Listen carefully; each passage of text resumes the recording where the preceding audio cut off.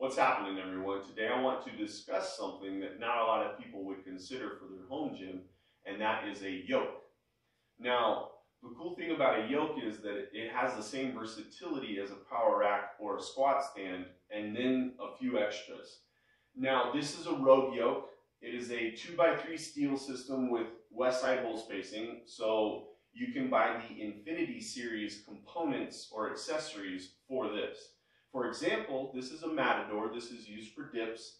And then I have the monolift attachments, which are great for squats. And not a lot of people know this, but you can actually do a self-lift off for a bench press or do top to bottom deadlifts like an RDL. And that's why I bought these. Now, the cool thing about a yoke is you can use the cross member for, obviously, a yoke. You can do a Zercher hold or a Zercher walk with it. And you can actually move the cross member and use it for an overhead press or actually a dead stop bench press, which I've done before. If you have the overhead space for the upright to move up and down, that's definitely something you should consider. Now, one thing that people probably are concerned with is the movement and the safety of this thing from tipping over. The cool thing about the feet are that you can actually load plates on them and prevent it from tipping over with that, or if you're really concerned about it, you can actually anchor it to the floor. Now, side-by-side movement may be a concern for you. With this one upright, it does tend to move side to side a little bit, and I think with the squat stand, if you get the dual pull-up bar system, I think it probably is a little bit more stable. And obviously a power rack is the most stable as far as that's concerned. Now, when I initially bought a yoke, I had the Y1 system, which is the 72-inch one. Now, the problem is I'm 6'3", and this cross member was actually in the way of my head when I'm trying to unrack a squat. So I found a guy on Craigslist. He was selling these taller uprights. It worked out perfectly for me. So that's definitely a recommendation. If you have local listings or if you have Craigslist in your area, check those out. Someone is always selling some sort of exercise equipment. I had a buddy who bought a monster rack for like half the price it was online. So definitely recommend checking those before you buy something online for full price. And I'm going to do a price comparison, so stand by. So I went ahead and did a price comparison for the Rogue Y2 yoke, the Rogue S2 squat stand, and then the Rogue R3 power rack. I also included an Elite FTS 2x2 power rack in there as well. So the reason why I compared all of these is because they are virtually the same as far as components go. 2x3 steel. They have the west side hole spacing, which is, it's 2 inches up for the first top, 3 feet, and then in the bench press area, they actually have 1 inch hole spacing, which is really cool because, I mean, it allows you to get, your unrack perfect. And so I did a base cost. Here is the Rogue Y2 yoke by itself, $535, and shipped to me after tax is $654.58. Now, if you wanted to include some safety spotter arms, it bumps the price up to $828.77. And then the Rogue S2 squat stand, virtually the same height, same components as the Y2 Rogue yoke. It's $425, shipped to me after tax $485.85.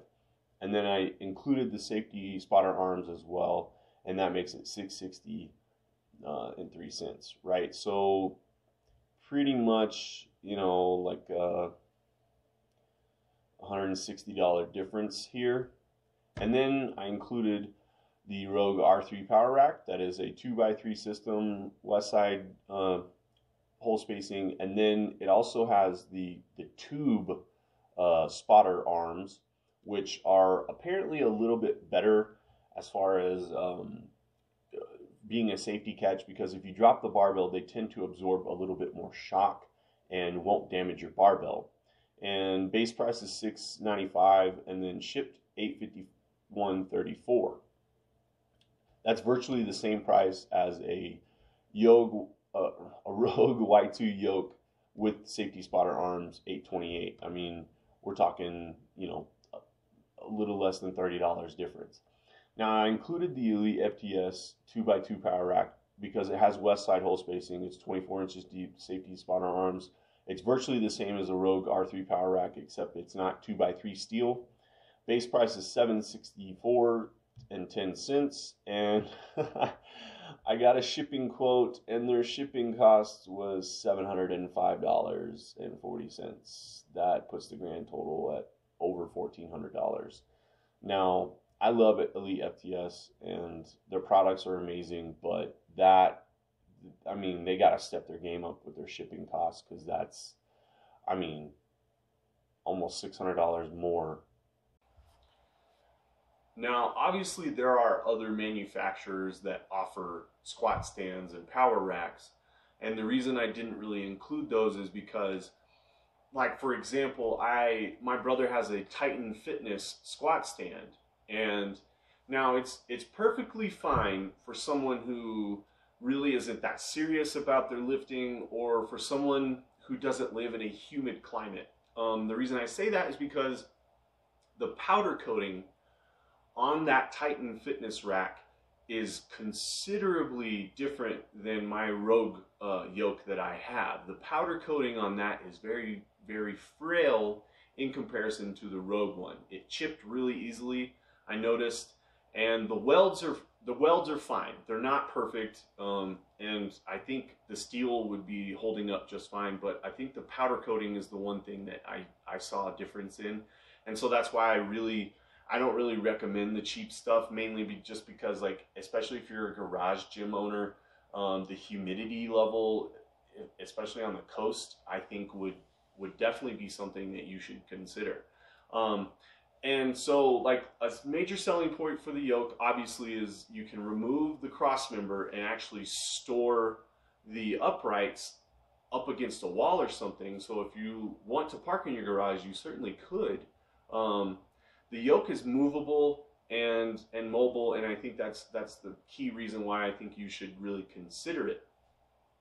And price comparison compared to like a full power rack is very similar. If you buy the safety spotter arms, and if you choose to negate that, then it's definitely a cheaper option, and I think that's a good selling point as well. Fortune favors the strong, so be strong, everyone. Thanks.